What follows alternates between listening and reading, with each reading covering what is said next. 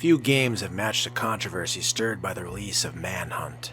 Pegged as an unnecessarily gory murder simulator by the creators of the heinous Grand Theft Auto titles by early detractors, Manhunt received some popularity due to media attention, though the developer probably helped some as well.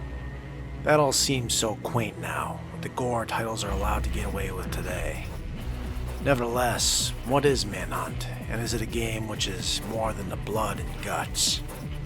Released in 2003 after Rockstar North had cemented themselves in infamy with Vice City, Manhunt took the developers in a decidedly darker direction.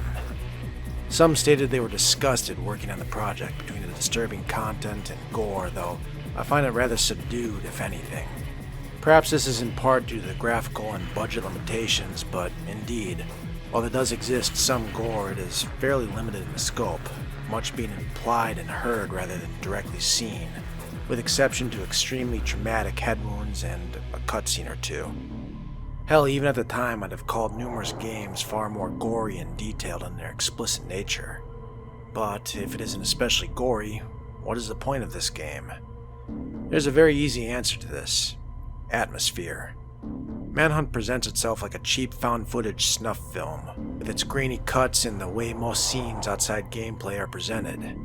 Focus on the story goes toward James Earl Cash, a death row inmate whose crimes we never learn anything about. Is he innocent? Did he kill his wife? Was he a mob hitman, a serial killer? We never learned much of him other than the fact that he was most definitely guilty, given his proficiency. Somewhat annoyingly so, in fact. You might be surprised to play through half the game only to find that Cash does indeed have speaking lines in the game. Fairly poorly voice acted in extremely rare scenes and otherwise completely mute. It's off-putting how they handled him, either committing to his speaking or being a mute protagonist. In any case, the game makes things very clear. Though we may play as Cash, we should not sympathize with him. And that's part of the point. Cash is executed by lethal injection only to wake up hours later in a run-down building with a voice in his ear. The voice is both our savior and antagonist, Lionel Starkweather, played brilliantly by Brian Cox, who is one of a number of surprising and talented actors to lend their voice to this game. Starkweather is a disgraced big film director who has since moved his talent to the snuff ring. There he is the director of a corrupt citywide hunt in which different masked and organized gangs are set to track and kill supposedly innocent targets for money. And for the camera, of course. Surprise, surprise when the deadly Cash is unleashed among their ranks. It's a stark and surprisingly well-done commentary about the state of violence in the media and people's obsession with it. Starkweather is gleefully sadistic, edging the player on to conduct more and more gory kills, lauding them grossly when they do so and becoming enraged when they take too long or don't provide the blood and guts desired. Thus, the only reason Cash works as an unsympathetic protagonist is because of how sick and twisted the corrupted Carcer City represented in this game is. For as bad as Cash supposedly is, as horrifying as the actions are that this character has undoubtedly performed, the city is so much worse. Manhunt nails its atmosphere nearly to perfection, but even that wouldn't hold up without some gameplay to spice things up. Here the game presents as something of a stealth game with a focus on eliminating targets, with some shooter elements added into the mix. The results are often surprising, but ultimately mixed. See, Manhunt had a lot of brilliant ideas in both gameplay and story, but it becomes clear very early on this game was fairly unfinished, and probably could have had another half year of baking in the oven to further develop many of the ideas present and smooth out some of the rough patches. There were many gangs, bosses, and level cuts, types of enemies left out, and ideas regarding AI and gameplay which were never fully implemented, some of which we can see hinted at in unlocked concept art within the game. Many of these, I believe, would have turned what I consider to be a flawed but ultimately good title into a masterpiece. But that's also assuming they could fix a rather uneven design. The game starts simple enough. You enter into the rundown streets of Carcer City and are set to kill off a few scattered hoods, low-level gangers and nobody's pulled in hoping to make a buck and fully unprepared for the level of violence Cash displays. You're quickly treated to a couple subtle tutorials. This is how you execute people, by standing behind someone and pressing the kill button with a weapon equipped.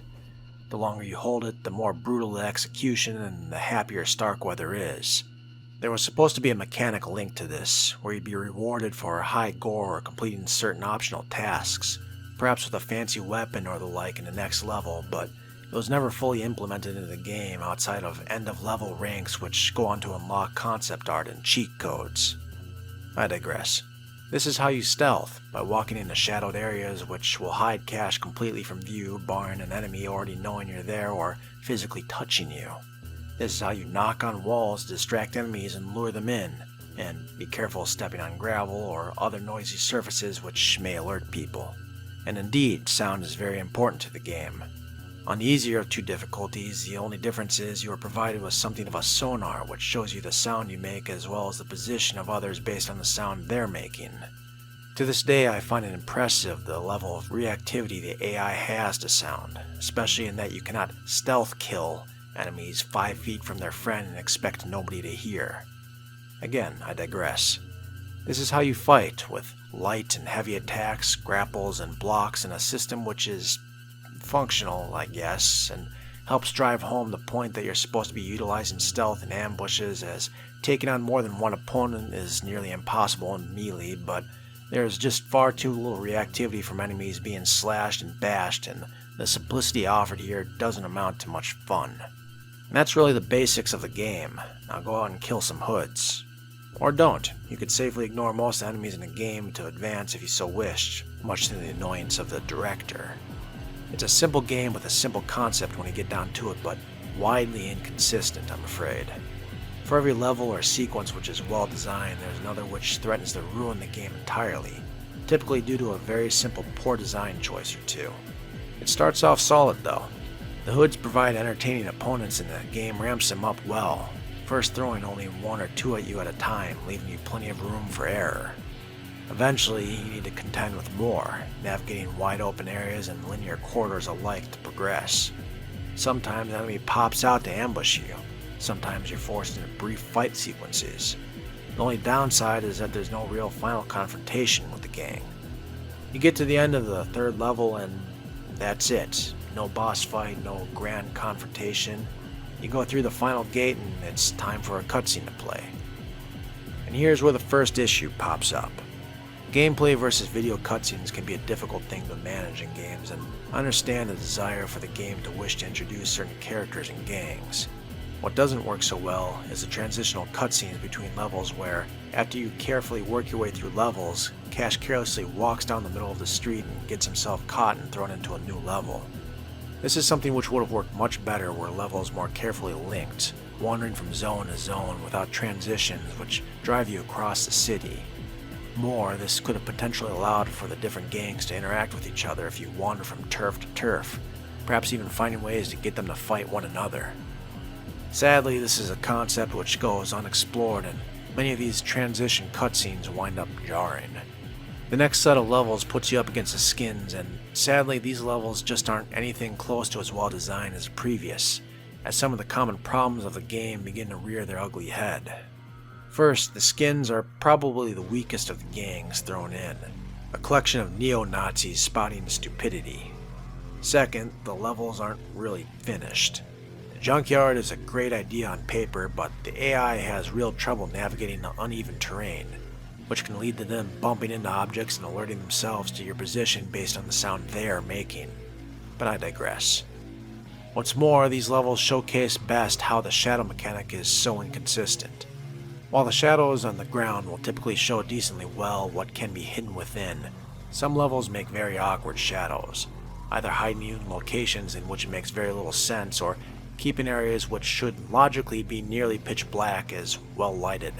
Just how unfinished it truly is comes across when you realize the skins were thrown in as a replacement for another gang which was cut from the junkyard level, a group of hobos and bums who'd camouflage themselves within the junk piles and ambush you with scrounged scrap weapons, an idea which could have been brilliant. Unfortunately, this leads to both points 3 and 4. Third, enemies stop ambushing you. Special encounters, setups, and ambushes like those seen in the Hood's levels no longer occur. At all. For the rest of the game. Fourth, It becomes clear in these levels that not enough weapons or executions were put into the game. Most of the junkyard levels, you're not using scraps for weapons or anything new. You have a baseball bat and a couple others on rare occasions, and it gets old fast, especially when you're killing 20 or more people per level and there are only 3 executions per weapon type. Mind you, they did try to mitigate this to some extent. Unfortunately, their methods of mitigation weren't all that great. The junkyard level introduces you to your first ranged weapon, the nail gun, which gets old pretty fast and is a hint for what's to come. They also introduce exploding propane tanks, which are more fun, but whose explosions can have trouble with, surprise surprise, the uneven terrain. Finally, they introduced the magnet crane game, which just no.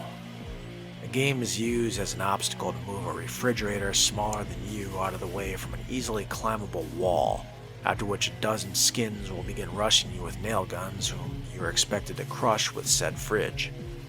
Which might be good fun if the fridge did consistent and real damage and enemies didn't frequently recover from having a couple 100 pounds dropping directly onto their heads 3 or 4 times.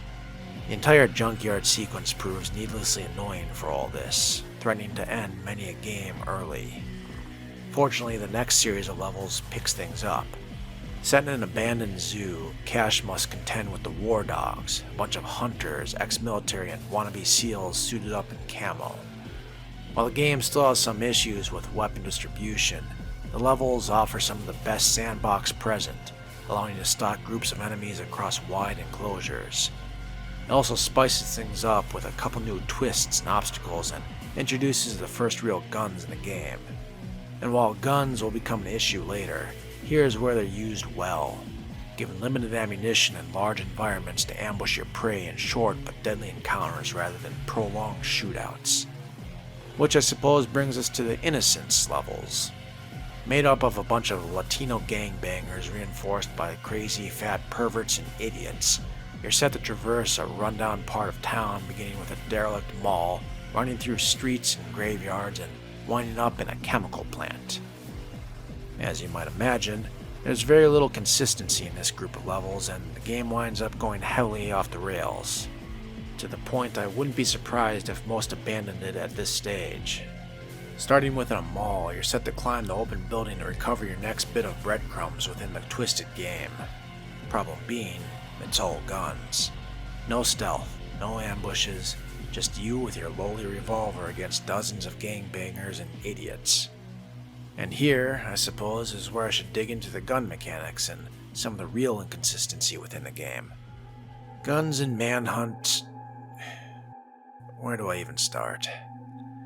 Guns work on a lock-on system, which in the PC version you can fairly safely ignore. Something you'll generally wish to do considering a number of things.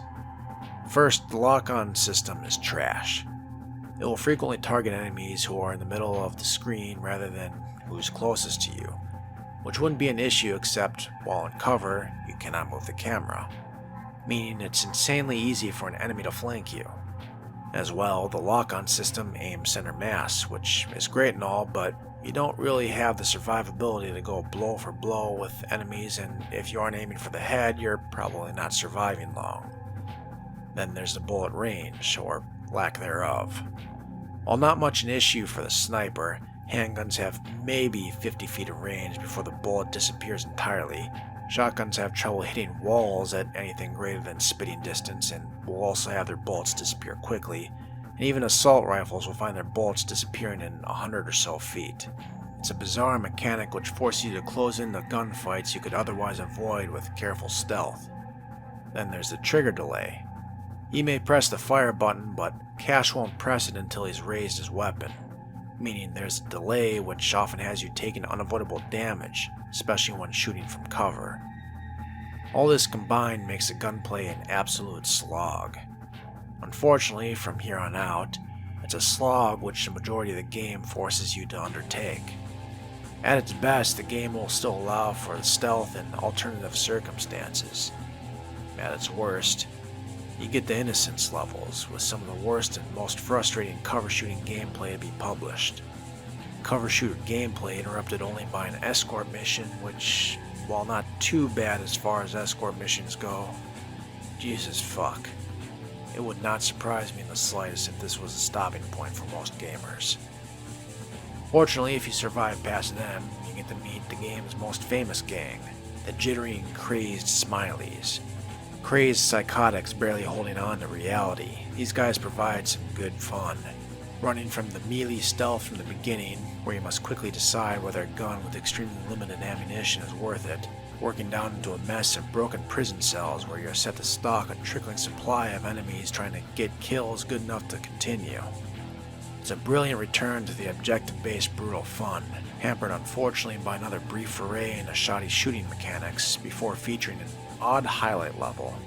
The last Smiley level has you chasing down a white rabbit with a shotgun while your crazed opponents attempt to attack you en masse with cleavers. It's a wicked twist, shoving you against opponents with little regard for their own life. But here's where the game can really fall apart for many. From here out, the levels will mostly consist of gunplay. A stealthy player can use this to their benefit, ambushing enemies with hit-and-run tactics in a way which I personally find to be good fun. Less stealthy or agile players, however, are going to find themselves stuck in gunfight after gunfight, utilizing some of the worst gunplay most will ever play with. While the game does offer up plenty of ways to hit enemies from the shadows, not everyone's going to play the same way, and this can be a frustrating bottleneck for many a player who just wants to go back to stalking folk with a knife and a bat. Here is also where the game's lack of development seems to really cycle in as well. There seemed to be some idea of including flashlights, night vision, and similar mechanics you'd have to work your way around, but the game ends up cutting these, much like it cut the whole ambush and arena concept past the opening levels. So when the next few levels end up being more of the ambush gunplay, they raise the stakes not with more advanced enemies or concepts, but more with shoving more enemies down your throat. Hell, there's a certain point late in the game where enemies, completely contrary to the rest of the game, will endlessly respawn without the level announcing it, just to raise the difficulty that much higher. It's a poor design brought about purely because the game was taken out of the oven too early. Hell, the entire boss concept is an excellent showing of this. Early on, there seemed to be some idea of including bosses for you to face off against, elite hunters who lead their gangs. The concepts for some of these still exist, but it's a full 3/4 of the way through before you face your first real boss, and 3 of the 4 bosses are just average guys with a lot more health. That said, special mention should be brought to Pigsy, who takes over as one of the most intense sequences near the end of the game, hunting you with a bloody chainsaw while you scramble around nearly unarmed in a dark, gory maze of tight corridors full of nooks and crannies. Brilliant. But, like I said, every flash of brilliance had some head-scratching additions to coincide it. The brutal system of executions is a great idea except for the game's lack of need or reward for them. The impressive AI and how they react to sound and track you is countered by their lack of advancement in either technology or ability to stick together, barring some very late game additions. Perhaps one of the greatest weaknesses is how the game failed to offer enough variety to its scope or obvious solutions to some of its problems.